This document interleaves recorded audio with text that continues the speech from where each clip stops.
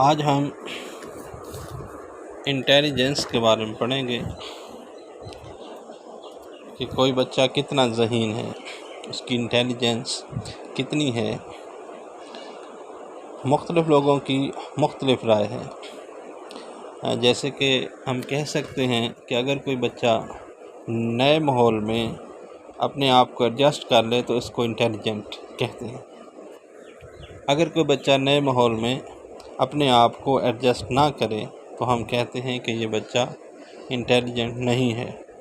इस तरह अगर कोई बच्चा IQ टेस्ट में अच्छा स्कोर कर ले तो हम उसको इंटेलिजेंट कहते हैं, और अगर कोई बच्चा IQ टेस्ट में अच्छा स्कोर ना कर सके तो उसको हम इंटेलिजेंट नहीं कहते।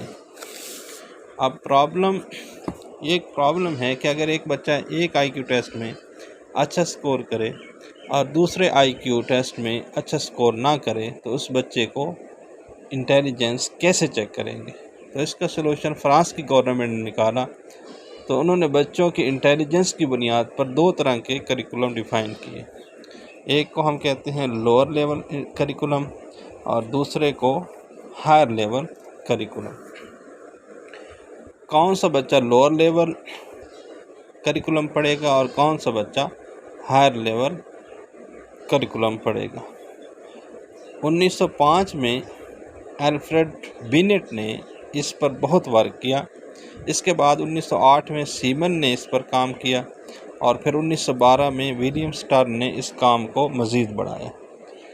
विलियम स्टर्न ने एक फार्मूला दिया इंटेलिजेंस को, बच्चे की इंटेलिजेंस चेक करने के लिए, और वो फार्मूला है mental age divided by chronological as. अब हम इसको मेंटल एज और क्रोनोलॉजिकल एज को एग्जाम्पल के ज़रिए समझते हैं।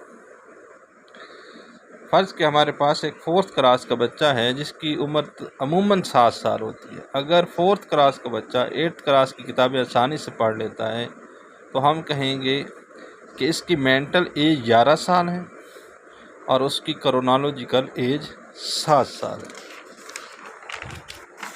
1916 में IQ पर मज़ीद काम किया गया और एक नया फार्मूला दिया गया IQ = MA mental age divided by chronological age ज़रब 100।